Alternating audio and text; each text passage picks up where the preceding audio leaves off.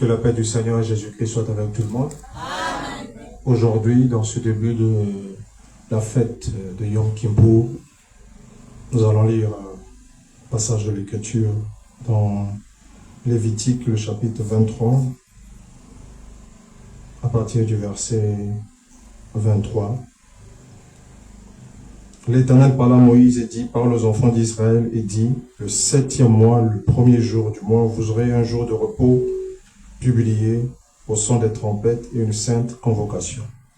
Ça, c'était en relation avec la fête des trompettes que nous avons eue récemment, n'est-ce pas?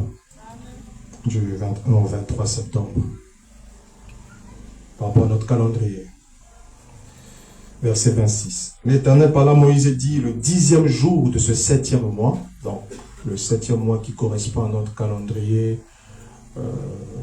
grégorien, notre calendrier chrétien, correspond au mois de septembre cette année ici, fin septembre, début octobre. Vous comprenez un peu, non? Il y a des années où c'est carrément uniquement septembre, mais il y a des années où ce 7e mois biblique s'étend vers la fin du mois de septembre, ça rentre jusqu'en début octobre. Parfois, c'est carrément tout le mois d'octobre, selon le calendrier. D'accord? Alors, le calendrier hébraïque biblique, c'est un calendrier lunisolaire. Nous, notre calendrier, c'est un calendrier solaire. Donc, le 10e jour de ce 7e mois, ce qui correspond à la date d'aujourd'hui, 2 octobre 2025, ce sera le jour des expiations. Vous aurez une sainte convocation, vous humilierez vos âmes et vous offrirez à l'Éternel des sacrifices consumés par le feu. Dans le calendrier hébraïque, le jour commence le soir de la veille. Vous comprenez? Ce qui veut dire que ce soir sera entièrement achevé demain. Mais en ce jour, vous humilierez vos âmes. Donc, ça parle du jeûne. Lorsqu'on arrive dans cette période, il y a un jeûne qui est observé. Vous offrirez à l'Éternel des sacrifices consumés par le feu. Et ces sacrifices consumés par le feu, ça parle des hommages de nos lèvres, les prières, ce que nous confessons à Dieu. Amen. C'est ce que nous apportons sur la base d'un seul sacrifice qui a été offert une fois pour toutes pour l'expiation, ce qui est le sacrifice de Jésus-Christ. Alors, je vais lire un autre passage. Juste avant de lire ce passage, à partir du verset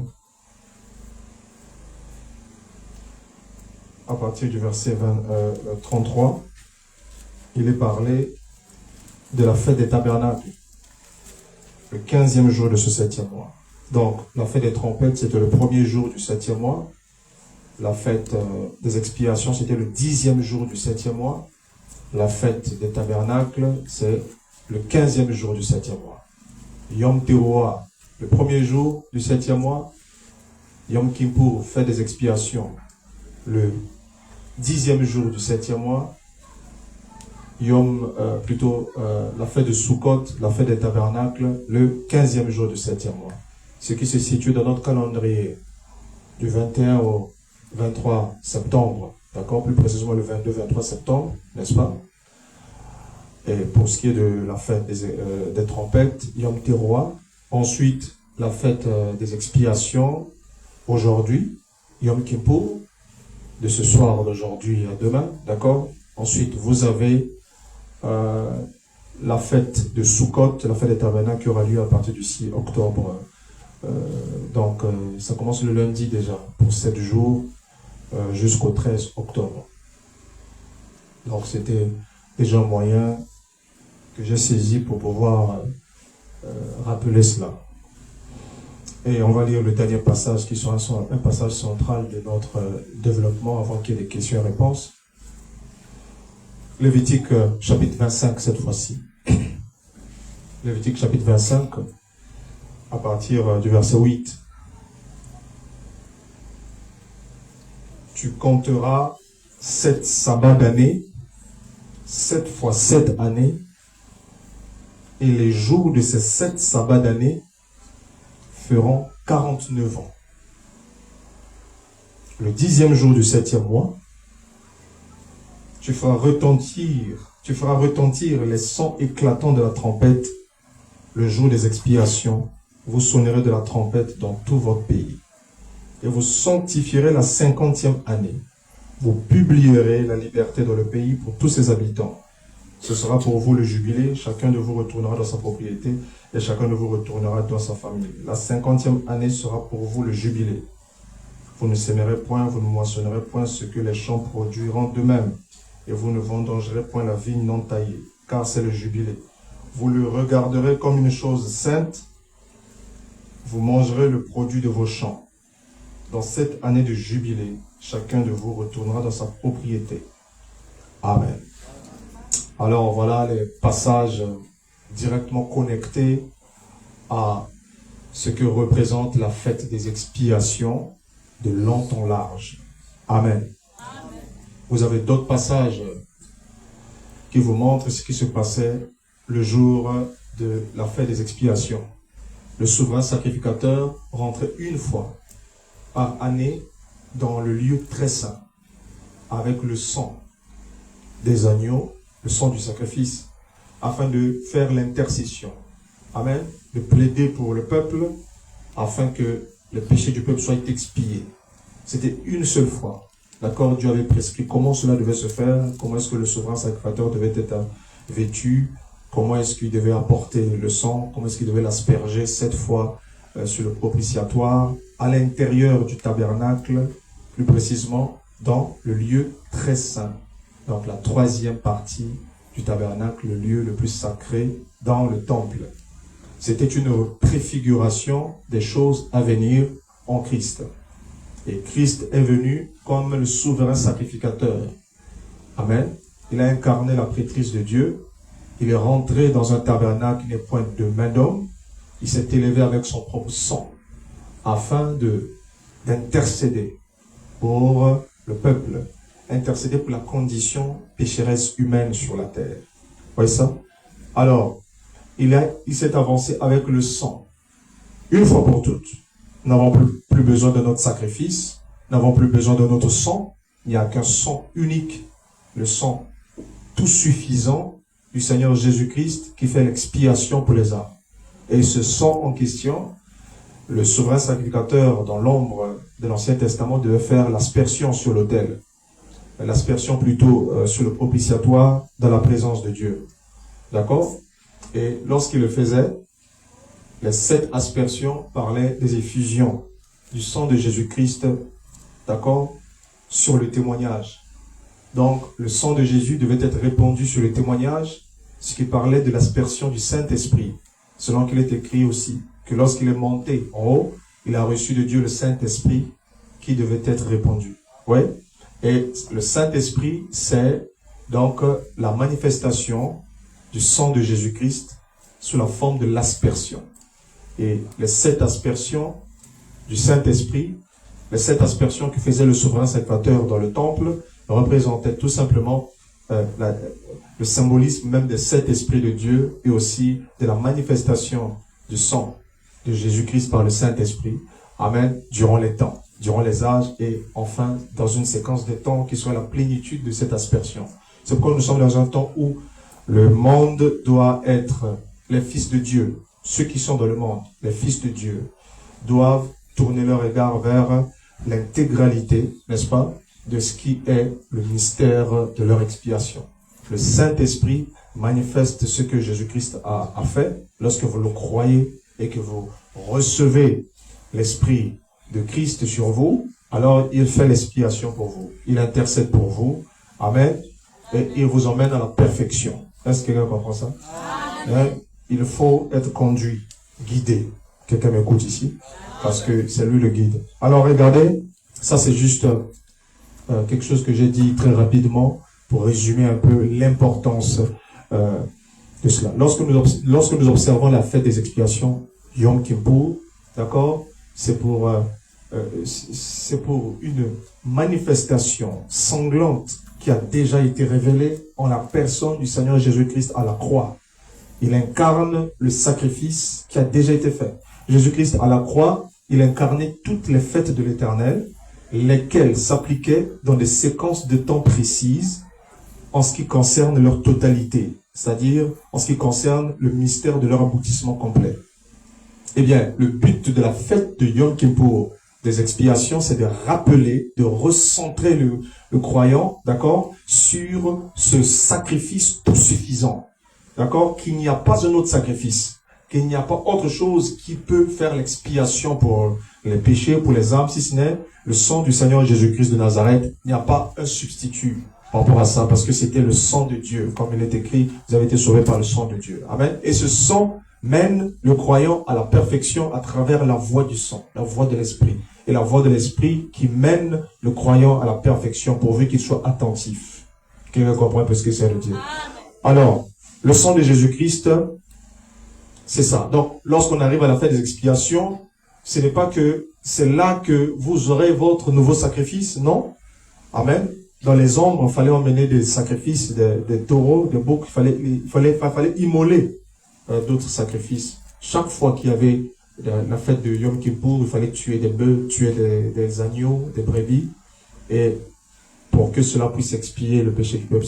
Et cela se faisait une fois dans une année. Ouais. Mais nous n'avons plus besoin d'apporter des boucs et de taureaux, n'est-ce pas? Pas plus que les Juifs aujourd'hui ne peuvent le faire, parce qu'ils se retrouvent eux-mêmes piégés par la circonstance à laquelle Dieu les a imposés, afin qu'ils puissent comprendre un peu que tous ces mystères avaient été déjà achevés. Ils se sont pas rendus compte de ça. Jésus-Christ était le sacrifice représenté à travers les boucs, les taureaux qui étaient immolés. D'accord? Tout ce que l'on peut prescrire, Jésus-Christ représentait cela. Il a été offert une fois pour toutes, et lorsqu'il a été offert une fois pour toutes, il est monté dans le ciel avec le sang, comme le souverain sacrificateur. Et là, c'est lui, maintenant, qui intercède. Et il envoie son esprit comme étant le signe de votre expiation. Et le Saint-Esprit est le signe que vous êtes déjà expié. Vous voyez ça un peu? Voilà, l'aspersion. Il faudrait que l'on prenne le sang de l'agneau et on le verse sur vous. On peut tuer l'agneau, mais le sang n'est pas venu sur vous. Ça, c'est un grand danger. Ça veut dire que le rituel est incomplet. Votre rituel doit être complet. Le sacrifice est tué, mais ensuite, on doit prendre de son sang et le verser sur vous. Jésus-Christ a versé son sang. Ensuite, ne s'est pas juste arrêté là. Il est monté vers le Père. Il a reçu du Père le Saint-Esprit qui devait être répandu. Et le Saint-Esprit qu'il a reçu, il doit être répandu. Et il a dit que lorsque le Saint-Esprit sera venu, qu'est-ce qu'il va faire? D'accord? Il va vous convaincre de ce que c'est que le péché. Vous voyez ça un peu? Il vous donnera la conviction sur le mal. Vous voyez ça un peu? Ouais, et il va vous convaincre sur la justice de Dieu. Il va vous convaincre sur le jugement de Dieu. Vous voyez ça? Quelqu'un comprend ça un peu? Voilà, ce sont les premiers signes qui montrent que quelqu'un a reçu l'aspersion du Saint-Esprit. C'est l'aspersion du Saint-Esprit qui vous amène à la perfection. Vous voyez, le Saint-Esprit vient et se manifeste en vous par la forte conviction qui produit en vous une vie, d'accord? Une lutte. Vous voyez ça un peu? Un combat. Lorsqu'il n'y en a pas, ça veut dire que l'aspersion n'est pas là. Quelqu'un m'écoute ici. Celui qui n'a pas l'aspersion du Saint-Esprit ne combat pas. Vous voyez ça un peu? Alors, donc ça c'est déjà en termes clairs en ce qui concerne l'aspersion du sang de Jésus-Christ. La foi qui est établie en vous. La foi qui est révélée par l'Esprit. La conviction qui vient du Saint-Esprit en vous. D'accord? Et qui produit son influence. C'est une aspersion du sang de Jésus-Christ sur vous qui crie plus fort que le sang d'Abel en vous. Vous voyez ça un peu? Est-ce que quelqu'un essaie de comprendre un peu ça? Donc le rituel doit être... Le rituel a été ouvert par le Seigneur Jésus-Christ, déjà accompli à la croix. Il a dit tout est accompli. Maintenant, il faut que l'aspersion se fasse continuellement. Continuellement, vous devez être aspergé par le Saint-Esprit, ce qui rend témoignage, le Saint-Esprit est le témoignage du sang de Jésus-Christ. Est-ce qu'on peut acclamer le Seigneur Jésus-Christ en ce jour?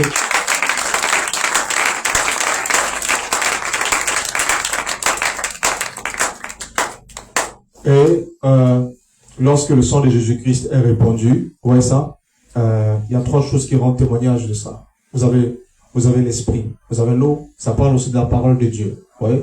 Donc, la première phase, c'est que l'esprit est répandu sur vous, d'accord, pour attester que l'agneau a été tué, bien sûr. Lorsque l'esprit est aspergé sur vous, ça ne veut pas dire que c'est maintenant que l'agneau est tué pour vous, non. Vous avez déjà été sauvé par l'agneau qui a été immolé, mais le rituel n'est pas achevé tant que l'aspersion du sang ne vient pas sur vous. Et lorsque l'aspersion du sang vient sur vous, à ce moment-là, qu'est-ce qui reste? C'est la connaissance. Jésus-Christ a dit que lorsque le Saint-Esprit sera venu, n'est-ce pas, il va maintenant vous enseigner. Il va vous dire, il vous dirigera dans la vérité totale. Il vous rappellera ce que je vous ai dit, etc. L'onction du Saint-Esprit. Alors, c'est pour vous montrer que, pourquoi est-ce que le Saint-Esprit doit enseigner? Je vous rappelle que lorsque les apôtres, lorsque le Saint-Esprit est venu le jour de la Pentecôte, d'accord? Ensuite, après, il fallait bien que l'Église soit enseignée. Pourquoi? La connaissance du salut est bien plus profonde, n'est-ce pas? Et que l'aspersion du sang de Jésus-Christ ouvre juste la porte à cette profonde connaissance du salut que vous recevez. Le salut que vous recevez a une connaissance tout aussi profonde que l'océan regorge des eaux juste dans son comble. Vous voyez ça un peu? C'est vaste. Et cette connaissance du salut, c'est le Saint-Esprit qui vous mène en profondeur, de niveau en niveau. Et c'est cette connaissance qui vous a franchi, qui manifeste des stades d'affranchissement. N'est-ce pas? Que seule la foi ne peut pas vous obtenir. Vous pouvez croire, mais si vous êtes ignorant, vous allez manquer certaines choses. Vous comprenez un peu ça? Donc, la foi est un moyen pour parvenir au salut. Et la foi vient de tout ce qu'on entend de la parole de Dieu. Lorsque vous connaissez moins, votre foi sera moindre. Vous voyez ça? Mais pourtant, vous êtes sauvés. Vous comprenez un peu? Mais il y aura un problème. Parce que Jésus a dit, celui qui persévérera jusqu'à la fin sera sauvé. Donc, le chrétien est dans un processus constant. Aspersion en aspersion. Révélation, révélation, connaissance en connaissance. Parce que la connaissance du Saint-Esprit, le Saint-Esprit ne vient pas pour vous sauver, parce que Jésus-Christ vous sauve. Vous voyez ça un peu? Mais le Saint-Esprit vient pour garantir le salut. À moins que vous écoutiez ce que le Saint-Esprit dit, vous voyez ça un peu? Le salut n'est pas garanti pour vous, quoi que vous l'avez. Vous voyez ça? Donc, la seule garantie, c'est pourquoi Jésus-Christ a dit, si aujourd'hui vous écoutez sa voix, n'endurcissez pas vos cœurs, n'est-ce pas? Comme vos pères endurcissent vos cœurs. Ouais, donc le Saint-Esprit a une voix, le Saint-Esprit s'exprime, l'onction du Saint-Esprit peut venir sur vous et vous parler, l'onction du Saint-Esprit peut parler à travers différents canaux, peut parler à travers votre pasteur, peut parler à travers des gens qui sont mandatés par Dieu afin de pouvoir dispenser la vérité divine. Le Saint-Esprit peut s'exprimer à vous d'une façon particulière, d'une façon étrange. Ouais. Mais le Saint-Esprit vient pour vous faire grandir dans votre état de sauvé. Vous êtes sauvé, mais vous devez grandir dans cet état. Vous êtes expié, vous devez grandir dans cette expiation. C'est une connaissance. L'homme nouveau se renouvelle dans la connaissance de celui qui l'a créé. Eh bien, plus vous avez l'aspersion, plus vous êtes environné de l'esprit, plus vous entendez la parole de Dieu, plus vous vous soumettez à Dieu. L'expiation que Christ a déjà acquis pour vous, n'est-ce pas, est en train de se faire davantage. C'est comme lorsqu'on lave une robe blanche. Vous voyez, on le plonge dans l'eau. Ce n'est pas en un seul coup que disparaissent toutes ces taches. Vous voyez, on le lave, on le frotte, on le frotte. Vous voyez, c'est un peu, c'est ça. Vous plongez dans le sang de Jésus. Ensuite, le frottement, c'est la parole de Dieu qui le fait. Le sang seul, vous voyez ça, a la capacité de détruire tout ce qui est dans cet habit-là, mais à condition qu'on le frotte à l'intérieur. Vous comprenez un peu ça? Et c'est pourquoi Jésus-Christ a dit, c'est cette pierre du Saint-Esprit qui viendra pour... C'est pourquoi dans chaque génération doit reconnaître la parole de Dieu nécessaire pour nécessaire pour l'attestation de son expiation. Ouais. Il y a des gens qui sont sauvés, mais qui ne grandissent pas dans leur état de sauvé. Maintenant, ça dépendra de ce que Dieu peut dire à chacun. Et selon la lumière de la parole de Dieu. Vous voyez, c'est pourquoi l'homme ne vivra pas de pain seulement, mais de toute parole qui sort de la bouche de Dieu. Donc, les paroles qui sortent de la bouche de Dieu sont la vie. Et le sang a besoin de la parole de Dieu, de l'esprit et de la parole de Dieu pour être efficace dans la vie des croyants. On va acclamer le Seigneur Jésus-Christ pour ce point. Et nous sommes dans une génération où il faut un message. Vous comprenez ça? Un message puissant. Vous voyez ça? Qui vienne placer au centre du croyant le sang de Jésus-Christ de nouveau, n'est-ce pas? En l'associant à l'esprit et à la parole de Dieu. Vous voyez ça? Parce que le sang, c'est la fondation, mais la parole, c'est la voix du sang. Si je n'écoute pas la voix du sang et que je me réclame être expié, vous voyez que c'est inutile. La parole de Dieu, c'est la voix du sang. Le sang, c'est la fondation. Et plus nous avançons, la Bible dit que ne vous conformez pas au siècle présent, mais soyez transformés dans le renouvellement de la connaissance. Et plus on avance, nous allons voir que plus l'Église en chaque siècle, se refroidit par rapport aux circonstances des temps présents, par rapport aux circonstances des siècles. Et à chaque fois qu'il y a un message du Saint-Esprit qui s'avance pour essayer de purifier, purger l'Église des consciences du siècle, d'accord? À ce moment-là, les gens, les uns prennent cela pour de l'extrémisme, les autres prennent cela pour de la spiritualité excessive, les autres prennent cela pour vous en faites trop. Eh bien, il ne faut pas condamner les gens lorsqu'ils pensent comme ça. Chacun marche selon la lumière à laquelle le Seigneur lui permet de marcher. Oui? Mais vous, si vous marchez dans une certaine lumière, vous avez une certaine lumière, une certaine grâce. C'est une très bonne chose.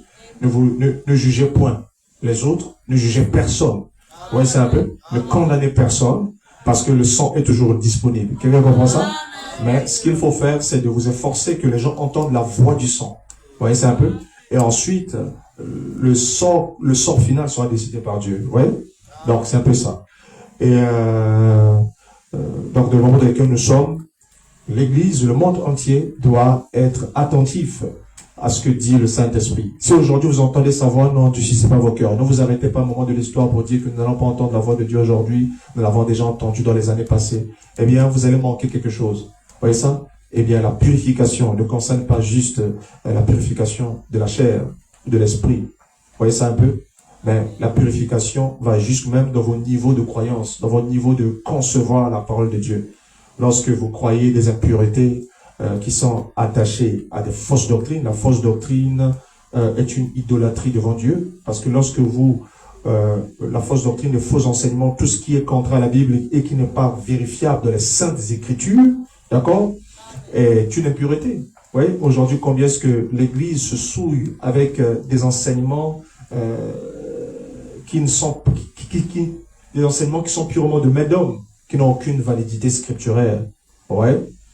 Et combien de ceux qui savent que ceci pourrait être vrai, mais on le rejette parce qu'ils pensent que c'est peut-être trop. Mais nous sommes dans le temps où les gens doivent être attentifs aux recommandations du Seigneur. Parce que rejeter une recommandation du Saint-Esprit, c'est rejeter l'expiation. C'est aussi simple que ça. Et même lorsque l'on croit en Dieu, si vous rejetez Jésus-Christ, vous rejetez l'expiation. Et lorsque vous croyez en Jésus-Christ et que vous rejetez les paroles du sang, la voix du sang qui s'exprime au travers de ses envoyés, vous rejetez l'expiation. L'apôtre Paul a dit qu'il crucifie Jésus-Christ pour une deuxième fois parce qu'il foule le sang de l'alliance. À qui? Il parle de qui? De ceux qui ont goûté même au don du Saint-Esprit et qui ont goûté aux puissances du siècle à venir, n'est-ce pas? Mais qui foulent le sang de l'alliance. Pourquoi? Parce qu'ils rejettent la voix, amen, de l'instruction, de la parole de Dieu. La parole de Dieu, telle qu'elle est écrite dans les Saintes Écritures, pas une sorte d'invention, pas une sorte pas une sorte de façon de voir qui se range dans le cadre d'une certaine doctrine sectaire quelque part. Non, il s'agit ici des revendications de la parole de Dieu tel que cela est contenu dans le contexte originel des Saintes Écritures. La parole de Dieu ne peut être abolie. La Bible dit que toute écriture est inspirée. Elle est utile pour l'exhortation, pour édifier. Et lorsque les Saintes Écritures ne sont plus les talons de mesure et que entrent maintenant toutes sortes de choses, vous voyez ça, qui sont contraires à l'enseignement de la parole de Dieu, là vous êtes exposé à ce qui est de l'impureté spirituelle. Ouais, Dieu a traité d'Israël de prostituée spirituelle. Pourquoi? Parce qu'elle croyait des enseignements qu'elle mélangeait à l'idolâtrie. Et quand quelqu'un refuse de changer sa façon de voir parce qu'il préfère prendre la conception dogmatique d'un certain homme, qu'il soit serviteur de Dieu ou pas, d'accord? C'est de l'idolâtrie humaine. Vous voyez ça? Et Dieu va répudier tout simplement une telle personne, un tel système ecclésiastique est qualifié par Dieu de prostituée. Maintenant, je ne vous dis pas de qualifier les gens de prostituées spirituelles ou de dire que ceux-ci, ils sont ceci ou cela. Non. Leur état d'esprit, en vertu du sang de Jésus-Christ, doit évoluer. Amen. Et tout ce qu'il faut faire en ce moment, c'est de prier les uns pour les autres. Amen. Il ne faut pas se lancer, c'est plus le temps de se lancer des pierres, de dire que ceux-ci sont perdus, ceux-ci, ils sont déchus de la grâce, ils ne peuvent pas monter à l'enlèvement. Pourquoi? Parce qu'ils ne croient pas ce que nous disons. Non, le sang de Jésus-Christ est disponible et je ne crois pas que la connaissance elle-même soit suffisante pour sauver quelqu'un. Le sang de Jésus-Christ sauve. Le minimum de ce que vous entendez de Dieu a la capacité et le pouvoir de vous sauver. La parole de Dieu, ceux qui sont nés de la parole de Dieu, peu importe la partie de cette parole que vous venez. Ouais, la parole de Dieu, c'est le corps même de Dieu. Ouais. Donc, lorsque vous naissez en Christ, c'est par l'Esprit. Mais par l'Esprit, cela suppose que c'est par la parole de Dieu, puisqu'il est dit que ceux qui naissent de la parole de Dieu et donc de l'Esprit reçoivent le pouvoir de devenir enfants de Dieu. Lorsque vous entrez dans le corps de Christ, et ce corps parole, vous êtes certainement quelque part un membre du corps. Vous êtes peut-être les yeux, vous êtes peut-être le bras, vous êtes peut-être l'oreille, vous êtes peut-être, je ne sais pas, les pieds. Ouais. Mais là où vous êtes correspond à une expression de ce corps. Vous voyez, c'est un peu telle autre partie du corps ne peut pas rejeter l'autre partie parce que l'expression à ce niveau est différente de telle autre expression. Le bras ne s'exprime pas comme l'oreille ne s'exprime pas comme la bouche. Ouais, mais il faut avoir le discernement du corps du Seigneur pour comprendre que, amen, nous sommes un seul corps, d'accord? Et le sang qui est dans ce corps fait expiation pour tout ce corps. Et la connaissance qui parle dans le bras, d'accord, justifie le pied. Vous comprenez un peu ça? Quelqu'un comprend ça un peu? C'est ça. Lorsque Dieu donne une révélation quelque part, il considère qu'il a fait pour tout le corps de Christ. Et si la personne dit que je ne veux pas croire à ça, il n'y a pas de problème. Dans le ciel, vous aurez cru à ça. Mais à cause du monde, du système du monde et l'environnement, le piège systémique dans lequel vous vous êtes retrouvés, vous êtes empêché de voir cela. Mais dans le ciel, il y a quelque chose qui clame votre innocence. Vous comprenez un peu ça? Et c'est pourquoi aujourd'hui, lorsque les chrétiens se divisent, se disputent et se jettent des querelles, etc., se jettent des pics, d'accord, qui n'ont absolument aucune source d'édification, ils ne savent absolument pas ce qu'ils sont en train de faire. Nous sommes dans le temps où le chrétien doit passer son temps à prier pour l'autre.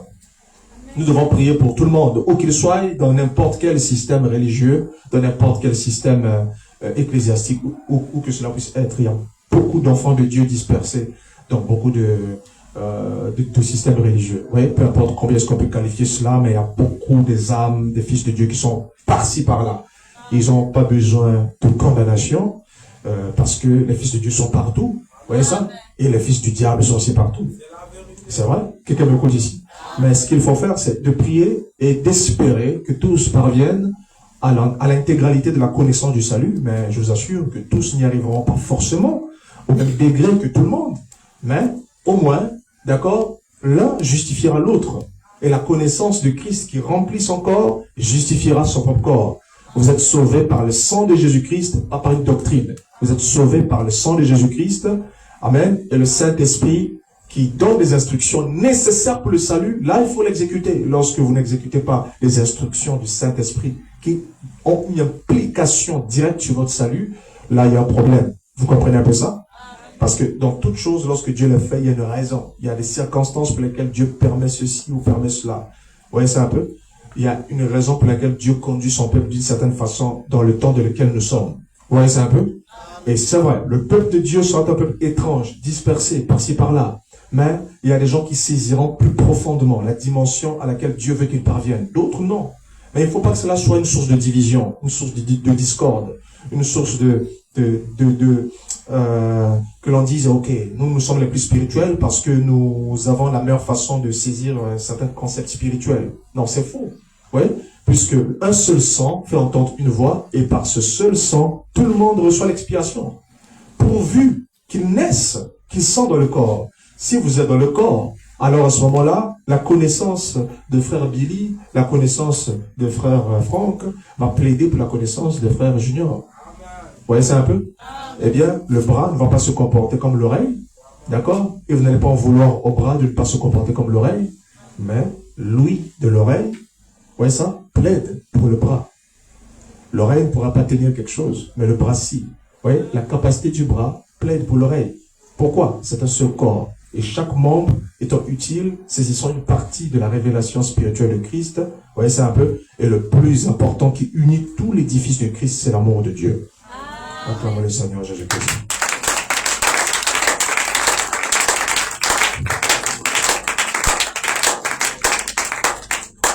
Alors, maintenant, le volet prophétique de cet événement, d'accord, juste avant que nous passions à la phase des questions-réponses, j'espère peut-être qu'il y a des questions et des réponses, il y en a beaucoup, il y a des gens qui ont qui nous ont écrit. On n'a pas peut-être tout le temps de répondre à certaines questions. Mais si vous avez des questions, il faudrait toujours les préparer. Nous allons voir qu'est-ce que nous allons faire. Alors, est-ce qu'on peut dire merci Seigneur Jésus-Christ? Alors, juste avant de continuer avec l'autre phase, le volet prophétique que je vais aborder par rapport à la fête des expiations, parce que là j'ai abordé le volet évangélique qui était très important, d'accord? J'aimerais qu'on puisse se mettre debout là où vous êtes et observer juste 1 minute de silence à la mémoire du Seigneur Jésus-Christ et du sang de l'alliance qu'il a aspergé une fois pour toutes pour le salut de plusieurs. Et que ce silence aussi serve de prière intérieure pour le peuple de Dieu dispersé partout dans le monde.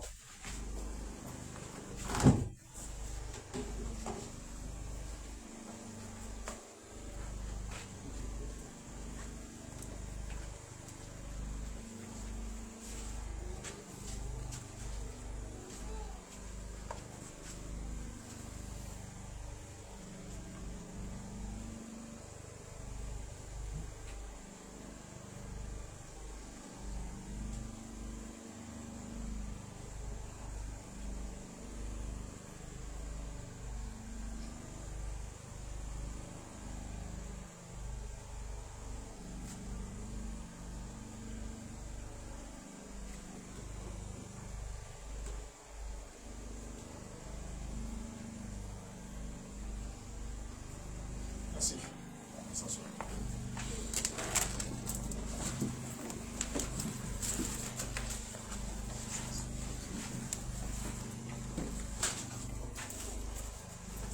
La fête des expiations de cette année ici est un carrefour très important.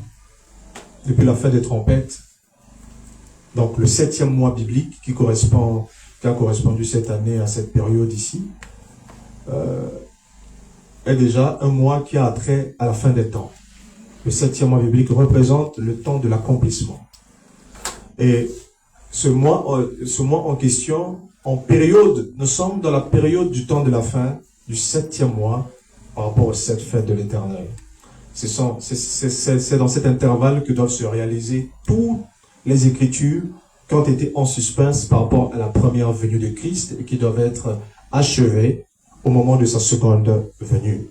Amen. Est-ce que quelqu'un est ici? Je pense qu'il y a des gens qui comprennent. D'accord. Nous avons lu des Écritures quelque part sur Lévitique 23. Nous avons vu là où on parle de la fête des expiations. J'ai abordé ça juste au tout début. Et nous avons lu Lévitique chapitre 25 où on nous parle aussi d'un certain compte à rebours, n'est-ce pas, pour la fête des expiations. Et quelle est sa connexion avec le moment de l'avènement du Seigneur et la fin du monde et tous les événements apocalyptiques qui ont été décrits dans la révélation de Jésus-Christ en processus de cet avènement-là. Alors, déjà pour commencer, je vais vous rappeler encore une fois qu'en 2017, j'étais dans le désert depuis 2016 en Namibie, juste en Afrique du Sud, en Afrique du Sud-Ouest. Et après 430 jours, je revenais, c'était en 13 octobre également lorsque je suis revenu. Ce serait cette année ici, cela va correspondre à la fin de la fête des tabernacles. Lorsque j'étais revenu, ensuite en 2018, le Seigneur avait révélé une vision très importante le 22 janvier 2018. Et cette vision complétait certaines visions qui avaient déjà été montrées avant, mais en 2018, c'était tout le plan complet qui avait été dévoilé par rapport à un cycle de temps. Et donc, à la 70e année du retour d'Israël sur sa terre, parce que 2018, depuis que Israël a été restauré sur sa terre, cela faisait 70 années. D'accord? L'État d'Israël est revenu. L'État juif a été restauré sur sa propre terre, un État politique comme à l'époque des rois, etc. Mais dans sa forme moderne actuelle, le retour du peuple juif, sanctionné par la création de l'État d'Israël, a eu lieu le 14 mai 1948. D'accord? Et de 1948 jusqu'en 2018, on était à 70 années. J'espère que c'est ça, n'est-ce pas? Hein? C'était à 70 années. Et c'est à la 70e année de l'État d'Israël, quelque chose donc s'était produit. La parole de l'Éternel m'avait été révélée, qui montrait des signes, des événements célestes et terrestres très précis et même datés, avec des dates qui devaient introduire un cycle de 7 années. D'accord? Qui devait introduire un cycle de 7 années à compter de l'année 2018, qui introduirait le moment du jubilé final du processus de l'avènement du Seigneur et la fin du monde, ainsi que les événements en processus de cela annoncés dans la révélation de Jésus-Christ. Donc, cette vision montrait qu'il y aurait un cycle de 7 années à compter de 2018 qui introduirait, d'accord, le moment convenable, d'accord, qui serait un moment de jubilé, un moment qui mettrait un terme à la succession des âges et qui montrait aussi avec précision comment est-ce que se mettrait en place le jour du Seigneur. Tout cela a été révélé pas sous forme de théorie, mais sous forme d'événements et de faits concrets avec des dates. Nous avons vu déjà plusieurs entrées qui se sont accomplies à chaque fois comme annoncé. 2018 a été une année très marquante par rapport à Israël, nous le savons, et aussi que Jérusalem a été reconnue comme étant la capitale d'Israël internationalement par les États-Unis d'Amérique, n'est-ce pas? Parce que jusque-là, c'était juste l'État hébreu qui l'affirmait, mais ça a été reconnu par la première puissance mondiale. Ça a marqué un épisode très marquant, 2018, qui marquait aussi les 70 années d'Israël. Le chiffre 70, en relation avec le retour, la prophétie du retour concernant Israël, d'accord, marque un moment très important, et ça je le répète. Alors, ces 7 années en question, qui sont parties de 2018 à 2025, d'accord, ces 7 années en question, avec des faits et des événements très concrets dont j'en reparle souvent, je vais y revenir peut-être à un moment donné, devaient introduire, d'accord, devait introduire une séquence finale qui serait rattachée au jour même du Seigneur et au développement des événements irrelatifs et qui ont été symbolisés dans l'Apocalypse. Et il est impossible pour nous de connaître comment ces choses vont se mettre en place si le Saint-Esprit, prophétiquement parlant, d'accord, ne se révèle pas très précisément pour le montrer. Sinon, on sera là juste à attendre et à regarder. Ça dépend de ce que Dieu veut. Mais ce que Dieu veut, c'est que s'accomplisse exactement en tout temps et pour tout ce que le Seigneur a dit dans Jean le chapitre 16, à partir du verset 13. Lorsque l'Esprit de vérité sera venu, il vous dirigera dans la vérité totale. Il ne parlera pas de son propre chef. Il dira ce qu'il aura entendu et il vous annoncera les choses qui doivent arriver. Amen. Amen. Alors, ces 7 années en question représentaient, selon la vision, la totalité des années antérieures de tous les âges réunis. Donc, le temps de l'homme, le temps de l'Église. Et ces 7 années cette série-là, d'accord, ce cycle de 7 années devait clore, d'accord, toutes ces années-là. Donc, ça, je l'avais dit une fois et ça, je le répète, c'est-à-dire toutes les années que nous avons eues durant les âges, d'accord, devaient être représentées en un cycle de 7 années qui devait les clore. Clore quoi? Ces années ces années qui avaient attrait au temps de l'homme, au jour de l'homme, au jour de l'Église. Pour faire quoi? Pour éjecter le monde dans une autre transition, pour entrer cette fois-ci dans le jour du Seigneur. Et le jour du Seigneur est un processus selon l'Apocalypse. Et la façon dont le jour du Seigneur se met en place, d'accord, c'est la raison même pour laquelle Jean a été ravi au chapitre 4 de l'Apocalypse. Je fus ravi et il a entendu une voix comme le son d'une trompette qui lui disait « Monte ici, je vais te montrer les choses qui doivent arriver dans la suite. » La suite, pourquoi? Parce que c'est ça même le contexte de la révélation de Jésus. Qu'est-ce qu'est l'Apocalypse? Montrer les choses qui doivent arriver bientôt. Eh bien, bientôt quand? Bientôt par rapport à quelle période? Le jour du Seigneur. Le jour du Seigneur est tout aussi un processus que n'importe quelle période ou âge qui s'est succédé jusqu'ici. Et le Seigneur montrait dans cette révélation en 2018 qu'il devait s'écouler en quelque sorte à travers les événements qui allaient s'étaler jusqu'en 2025. D'accord? Des événements bien précis qui ont été datés, je le rappelle, qui ont été accomplis, n'est-ce pas? Qui devraient se produire ces 7 années, ce cycle de 7 années, de 2018 à 2025, Ce cycle-là devait faire quoi?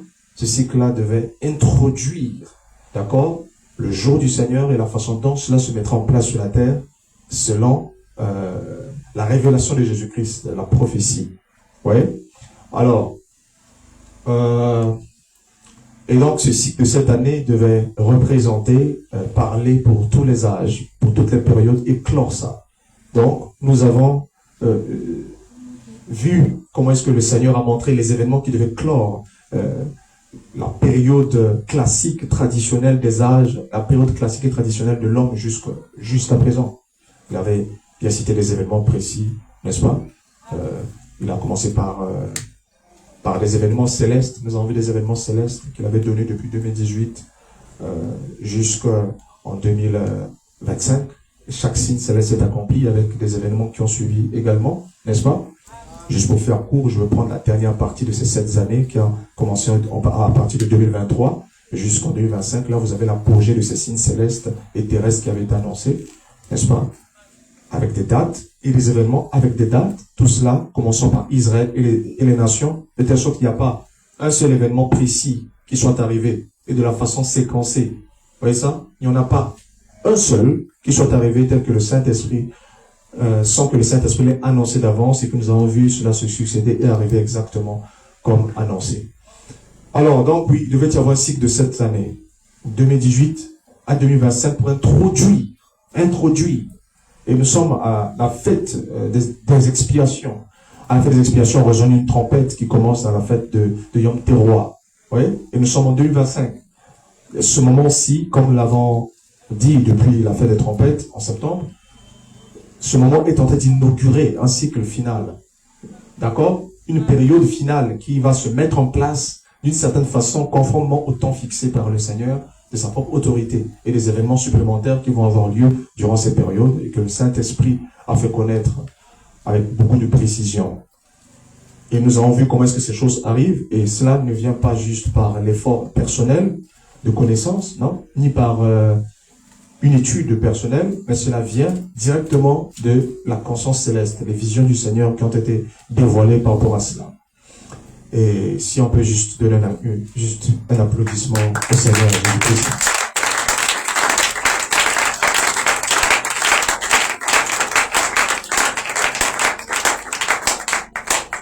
Alors, selon la prophétie, ce cycle de 7 années qui commençait au moment même où la prophétie était révélée, de 2018 à 2025, d'accord? Ce cycle de 7 années-là devait introduire le jubilé relatif à l'arrivée du jour de l'Éternel, dans sa phase de transition ultime, d'accord? Et ce cycle en question, d'accord, était en soi-même le dernier cycle d'une série de 7 cycles de 7 années.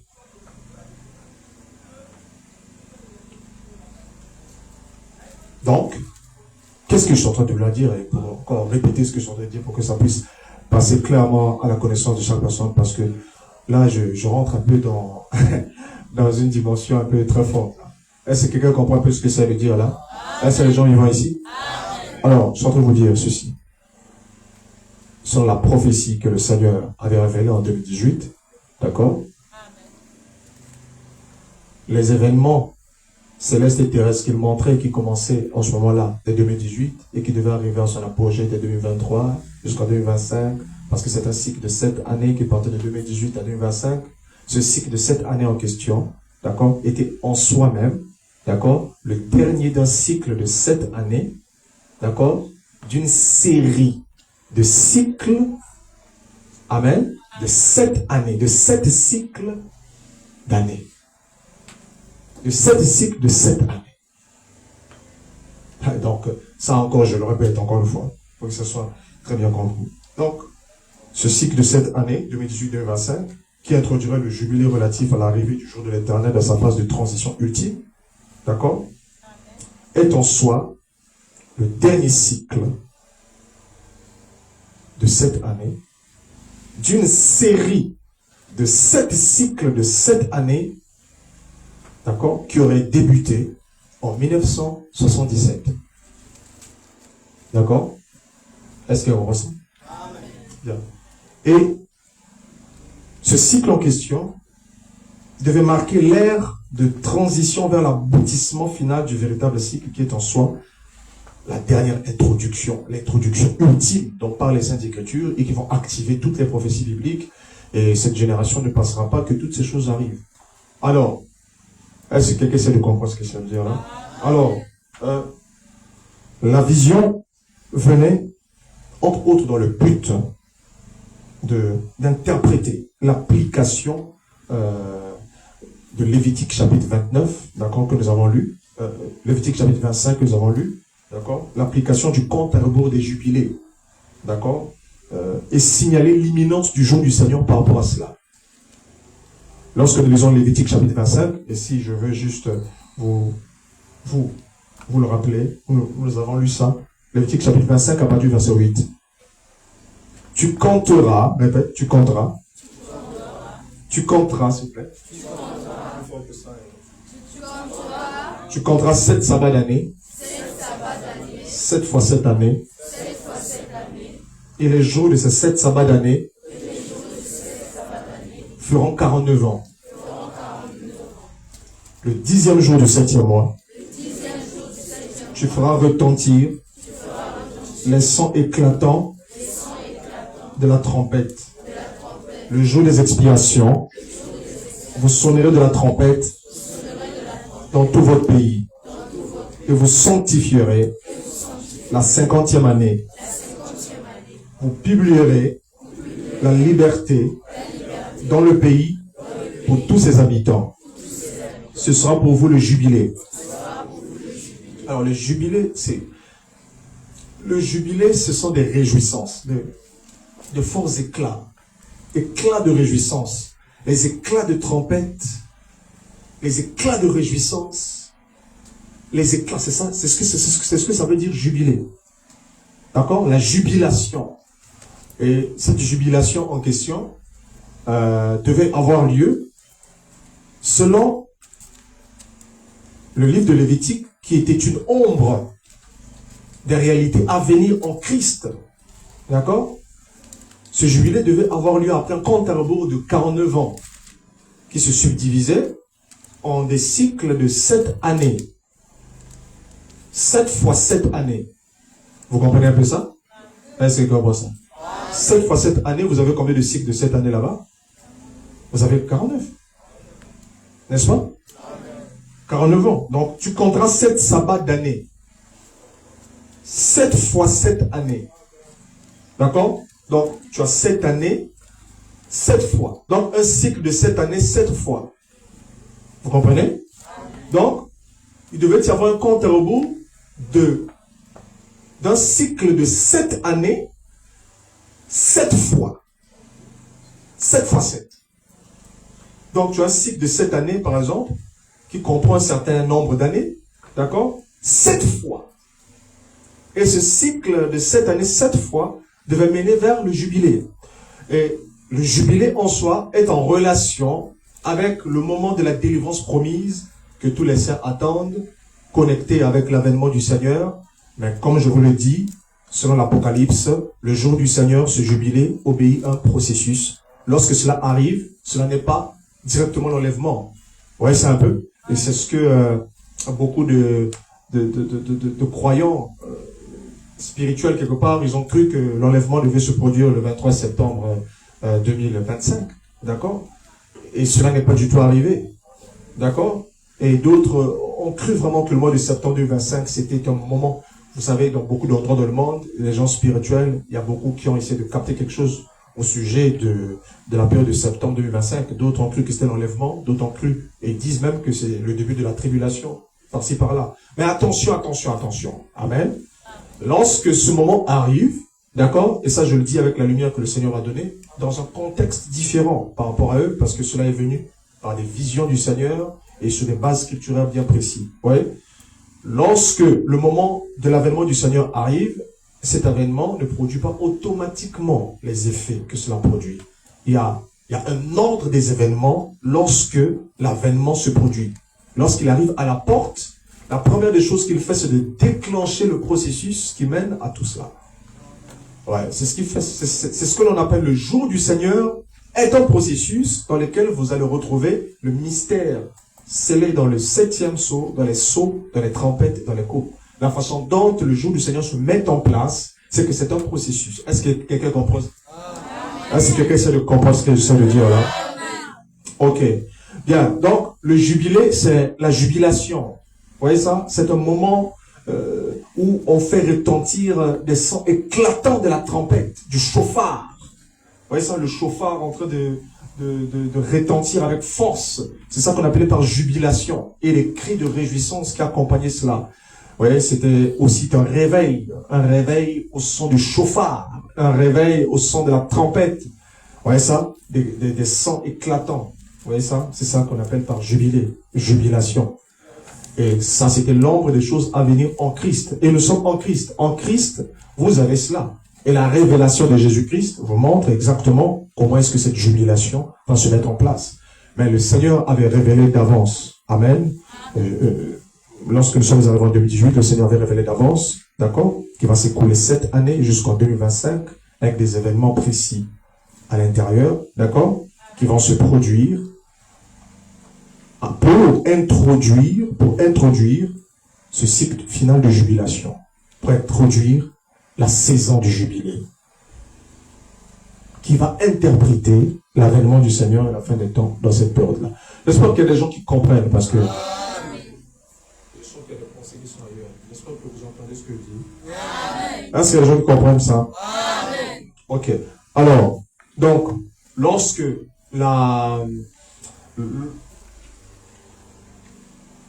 le jubilé arrivait, on sonnait de la trompette à la fin des expiations. Et vous savez, nous sommes à la fin des expiations.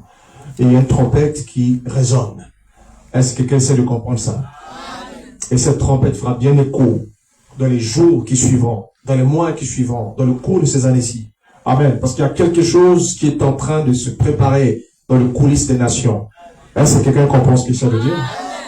Donc, ce cycle en question de cette année que nous avons eu de 2018 à 2025, je dis ça par la vision, pas par les calculs, d'accord? Et par une vision, par une prophétie qui a montré des signes d'accomplissement jusqu'à ce jour. Cette seule vision annonçait des événements en elle-même qui se sont accomplis pour montrer que le début et la fin est tout à fait correct. Amen. Il ne s'agit pas des prophéties isolées que je rassemble, que Dieu m'a donné. Non. Il s'agit d'une seule vision qui contient tout. Alors là, ça permet un peu de rassurer lorsqu'on voit les premières choses qui s'accomplissent et ceux qui sont en cours et ce qui va suivre.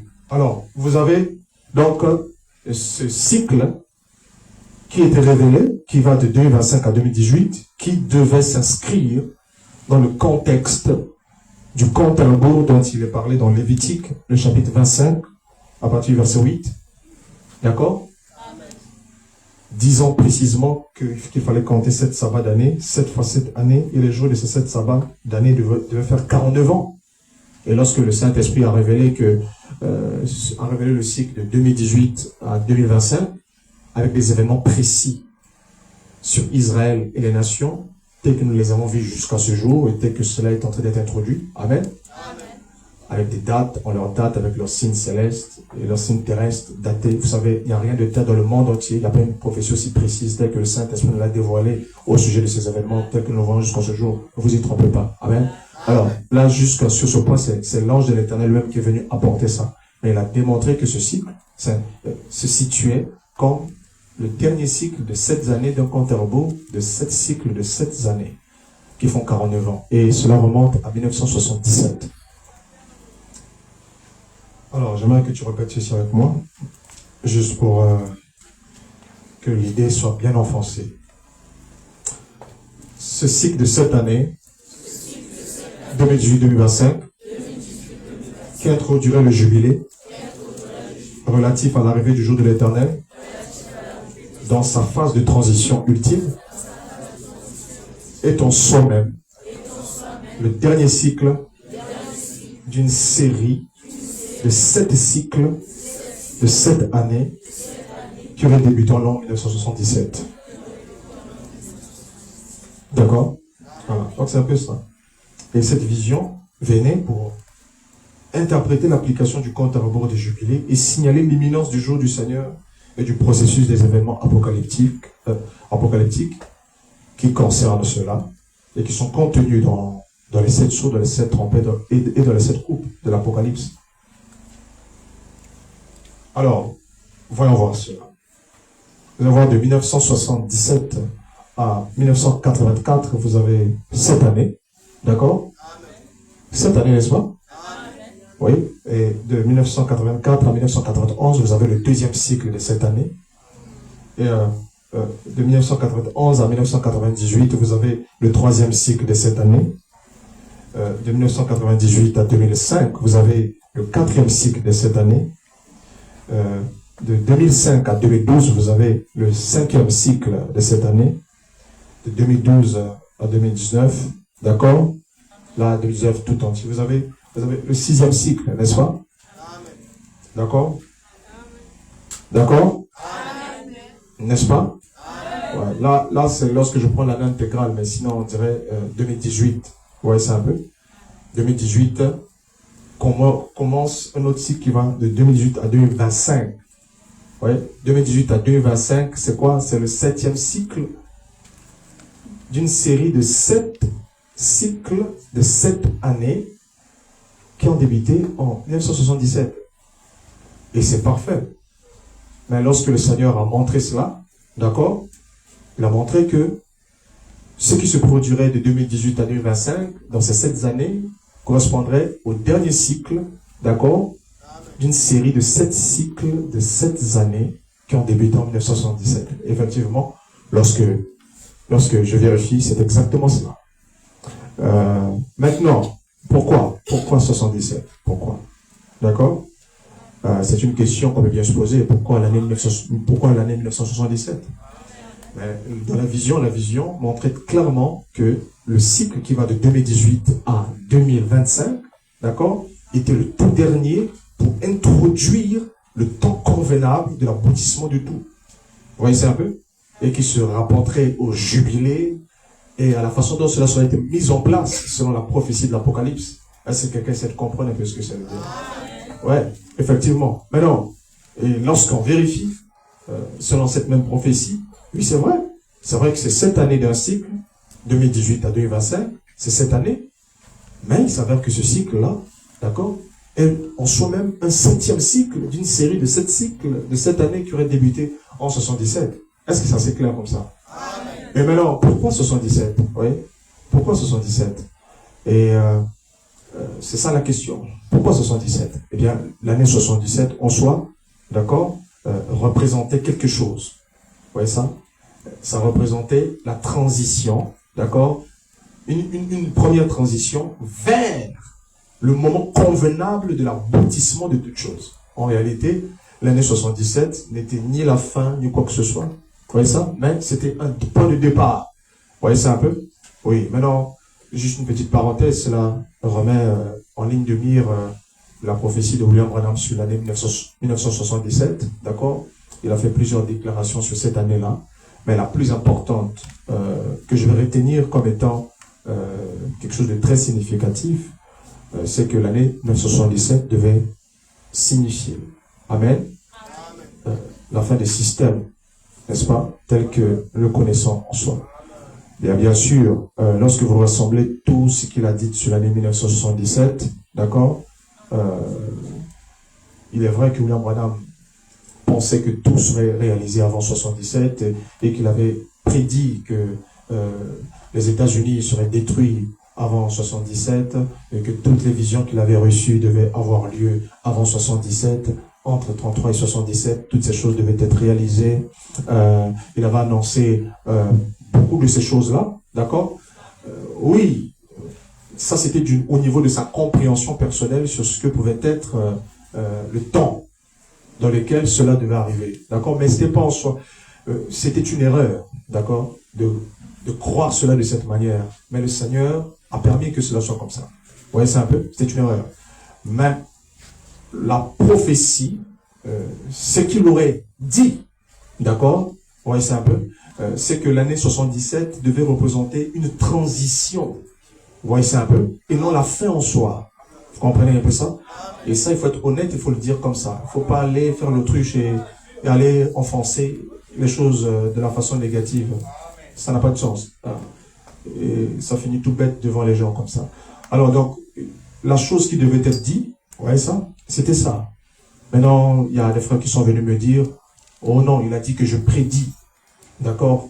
Je prédis. Mais oui, lorsqu'un prophète prédit, c'est la prophétie. Et Isaïe dit que je confirme ce que prédisent mes envoyés. Vous comprenez ça? Alors, une prédiction. Même Dieu dit, je prédis.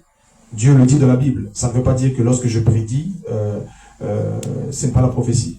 Mais ce que vous aurez dû comprendre lorsqu'il a dit, je ne prophétise pas, mais je prédis, en d'autres termes, il ne prophétisait pas non plus et ne prédisait pas non plus. Là, il était dans la probabilité.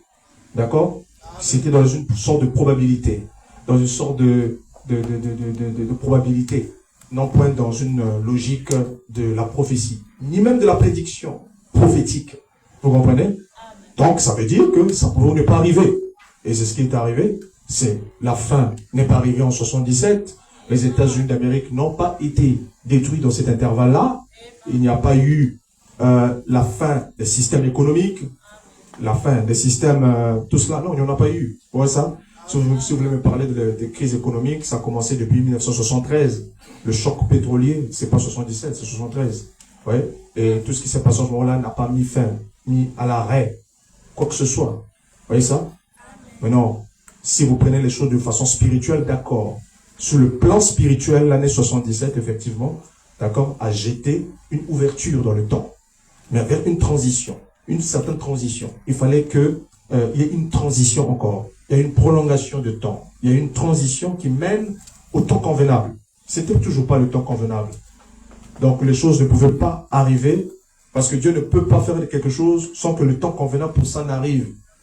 Voilà, maintenant, le malheur, c'est juste que les croyants, souvent, ils ne veulent pas voir les choses, les réalités en face. Vous voyez ça? Et pouvoir parler selon la vérité. Que ce soit une prédiction ou une prophétie, d'accord? Lorsque vous prenez au sens littéral tout ce que William Branham a dit sur l'année 77, d'accord? Tout ça, c'était faux.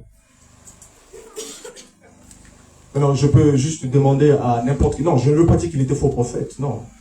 Ouais, ça non. Je dis la vérité. C'était faux parce qu'il a dit ce qu'il comprenait. Vous comprenez ça? Et s'il a dit ce qu'il comprenait et que ça n'arrive pas, ce n'est pas grave. Mais si c'est l'ainsi dit le Seigneur, c'est grave. Quelqu'un comprend ça un peu? Mais il faut dire les choses de façon... Il ne faut pas faire des débats pour faire des débats bêtement. Si quelqu'un vient vous dire, regardez ça, mais ce qu'il a dit, ça, c'est pas arrivé. Oui, c'est ça, c'est pas arrivé comme ça. C'est pas arrivé. Ça ne fait pas de lui un faux prophète. Vous comprenez un peu ce que ça veut dire ici? Voilà, ça ne fait pas de lui un faux prophète. Un faux prophète, ce n'est pas celui... non, ce n'est pas du tout ça. Il faut savoir une chose, il y a des séquences prophétiques, même lorsque Dieu permet à un prophète de dire quelque chose, si rien n'est arrivé en ce moment-là, qu'est-ce qui est arrivé? C'est là qu'il faut voir. Il y a quelque chose qui a été déclenché en ce moment-là, d'accord, et qui n'a pas été saisi. Vous voyez comment je suis équilibré? Mais je préfère dire la vérité et ensuite être équilibré. Pas dire le mensonge et ensuite venir faire des équilibres qui n'ont pas de sens. Donc, il faut dire la vérité aux gens. Vous voyez? Sur le plan littéral, l'intervalle, la chose n'est pas arrivée.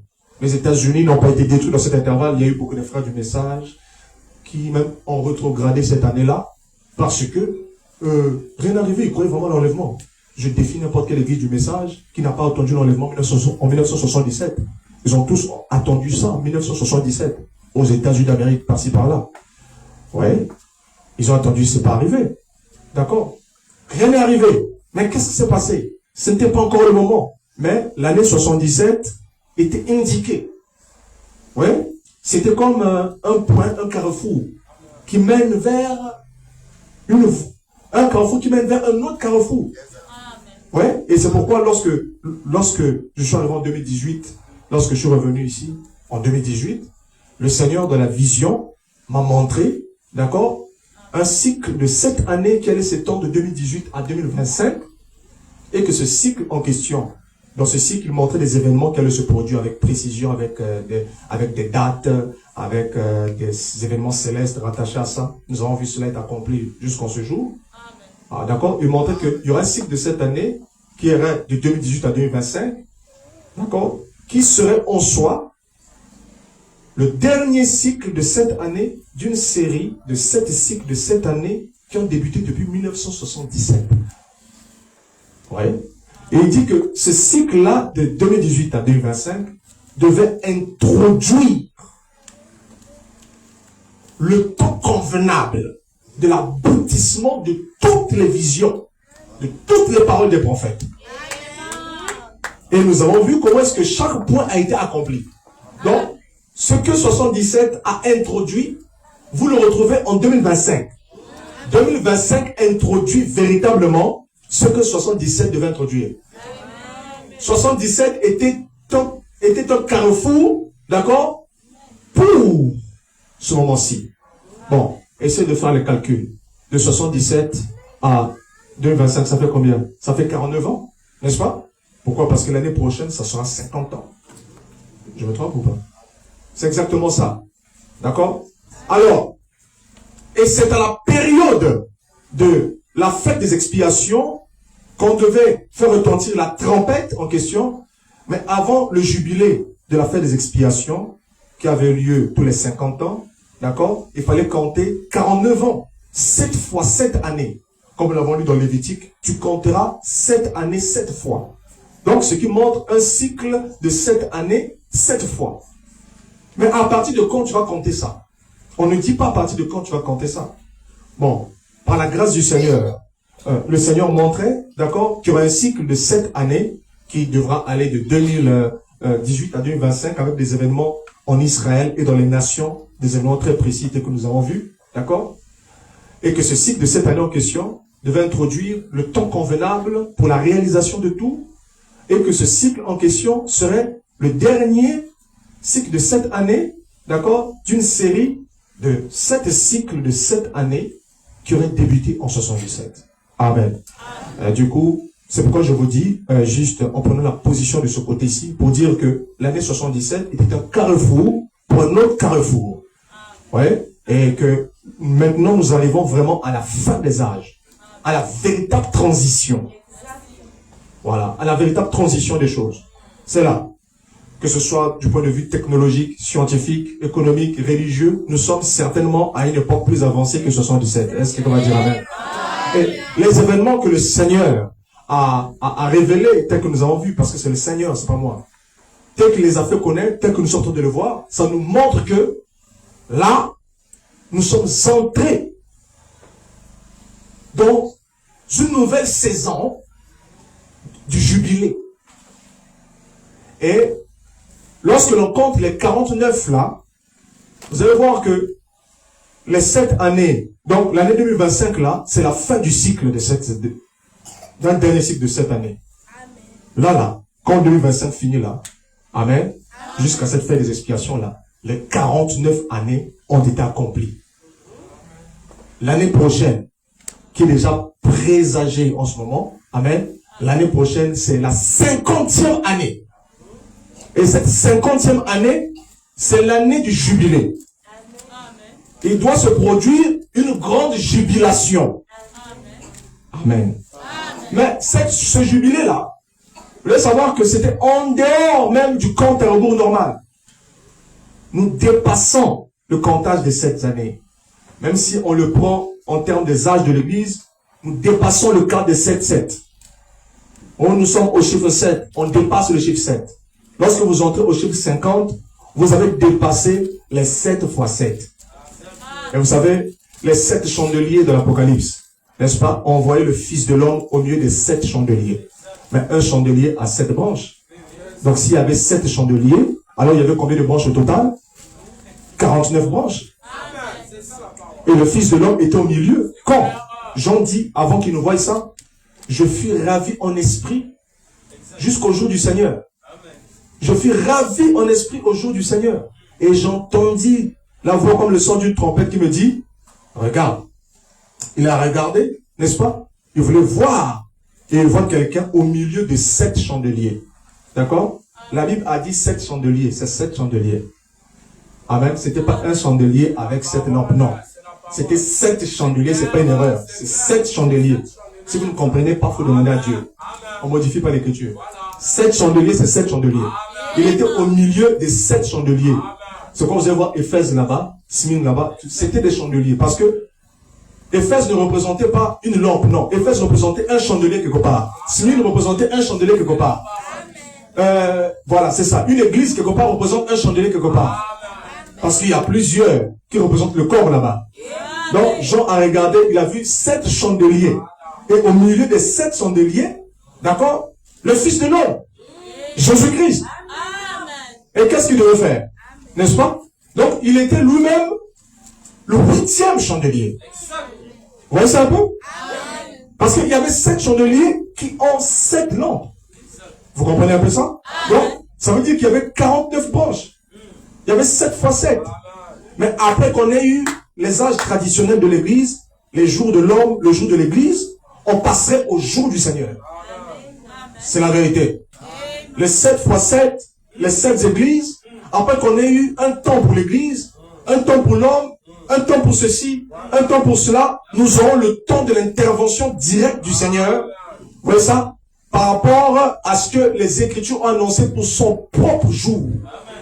Alors, si tu dis que moi, je suis de Laodicée, d'accord, tu n'es pas du Seigneur.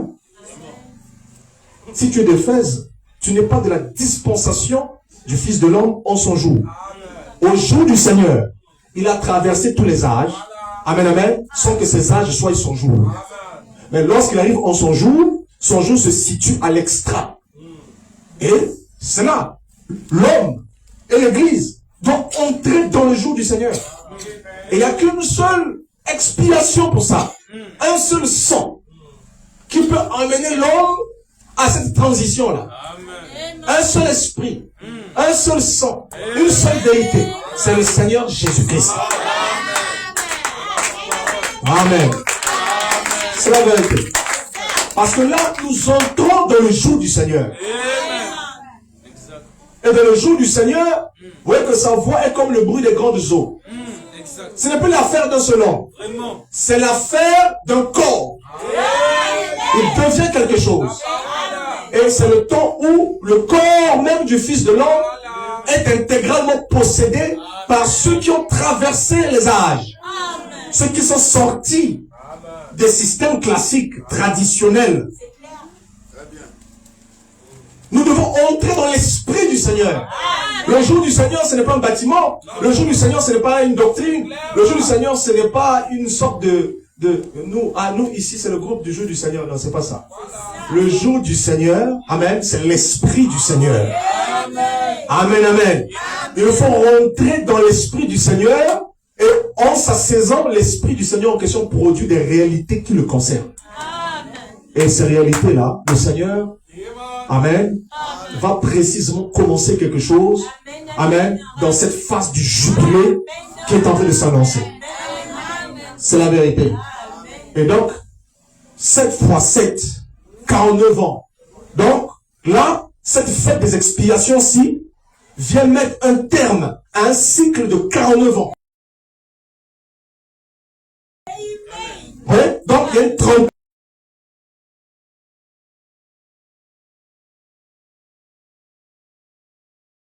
sur tout le pays, dans le monde entier. Et la façon dont ces choses se mettront en place, amen, amen, c'est tel que le Seigneur le dévoile, amen, à travers parce que la révélation de Jésus-Christ, c'est la prophétie. Amen. Il doit s'écouler des temps fixés par le Seigneur, amen, dès ce moment-là qui va commencer. Il y a des temps fixés qui doivent s'écouler, qui doivent se dérouler. Amen. La première des choses, c'est un réveil spirituel, un réveil puissant qui va s'écouler.